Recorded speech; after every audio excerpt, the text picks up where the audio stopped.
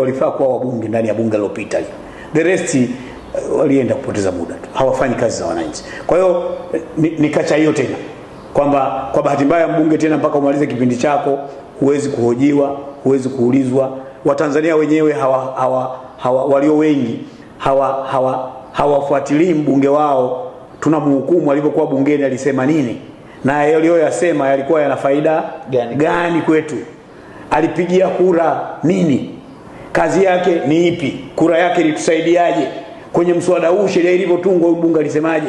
Bajeti hii alikataa, faida yake ilikuwa nini? Lakini kuna propaganda nyingi za kinafiki na za uongo kwamba mbunge yetu sipopigia bajeti kura maana yake hizo hela zisije. That's very low. Yani unaongea watu wakubwa kabisa kwamba kama mtu apigi bajeti basi hela za maendeleo zisije. Unamkuta mtu ni mwanasheria, kasoma, naibu speaker au speaker au kiongozi wa juu kabisa anasema hawa hawakupigia kura bajeti. Kwa hiyo maendeleo yasiende. What the hell is this? Bunge liko hivyo duniani. Yani kutokupigia kura au kupigia kura ni sehemu ya bunge. Sasa wananchi waseme hii bajeti tunaosema kupigia kura hayalinganisha mbunge huyu anakotoka aliyekataa hiyo bajeti na yule aliyopigia bajeti, uone kama kuna hela ambazo wanasema zilienda. Kwa hiyo kuna mambo mengi ambayo nimesema kuna uongo. Nimesema hii kata ina uongo, uoga, unafiki na kujipendekeza. Sasa tukiendesha siasa kwa vitu vinne hivi hamwezi kuwa na maendeleo.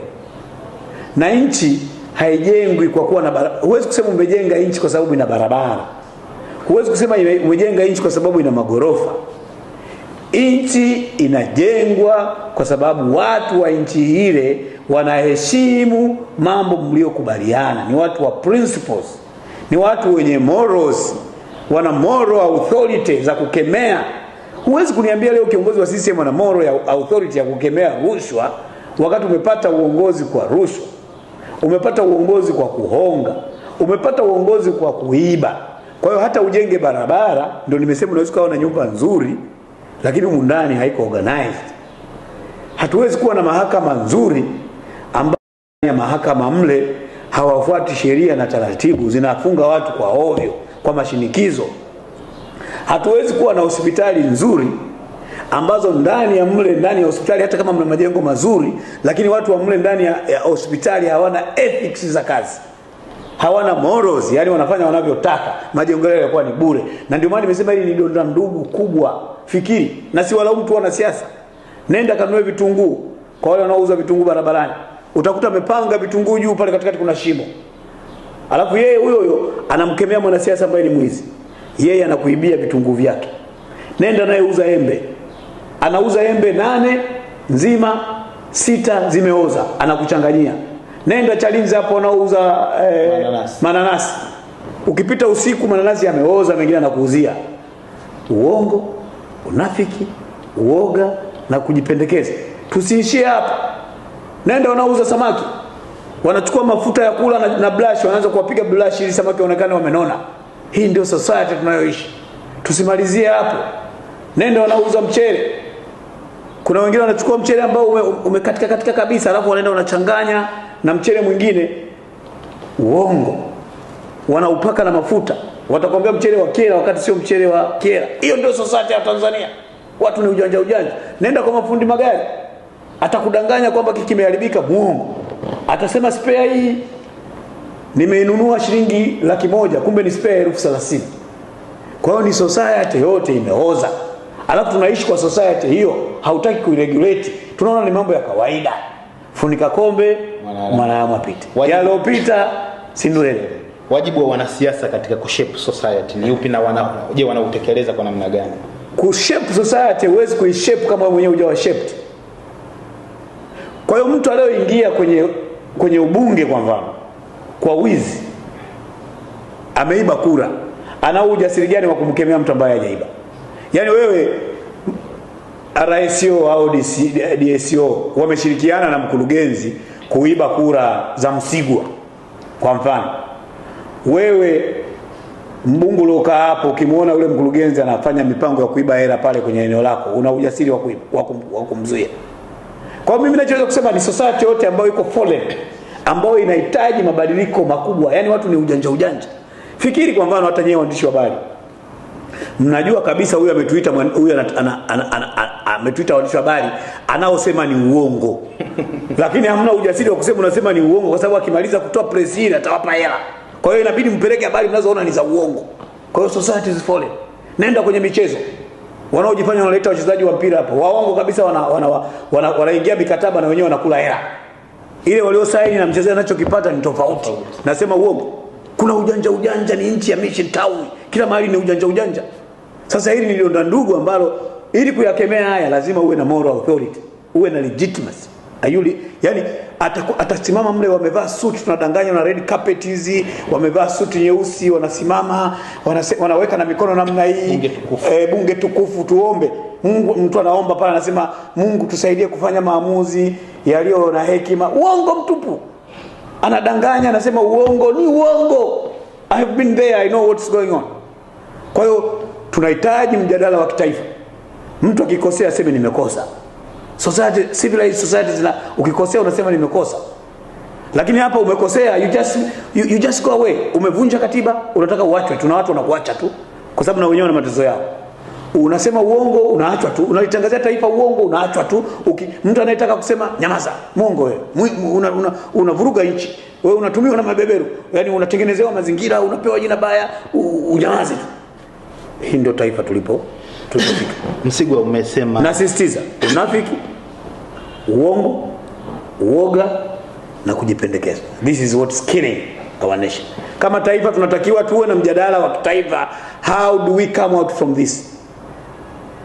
Msigwa, turudi kwenye jambo hili la wabunge. Umesema wabunge wanahitaji kupunguziwa maslahi yaonekane ni sawa tu ili waende wabunge ambao wanaoitwa wananchi. Lakini watetezi wa maslahi ya wabunge wanasema wabunge huko mitaani au majimboni ni kama ATM za wananchi.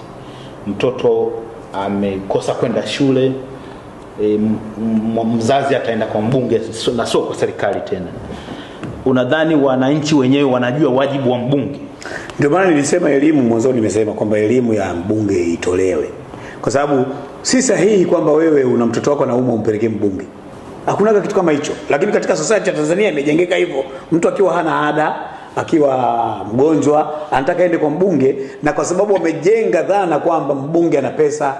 Kimsingi ile hela anayopata mbunge sio nyingi. Ukilinganisha mbunge anayetimiza majukumu yake, anafanya research, anatafuta taarifa, anajiandaa kufanya kazi yake, ni hela kidogo sana. Unahitaji umlipe dereva, umlipe wasaidizi wako wawili, ni hela ndogo sana.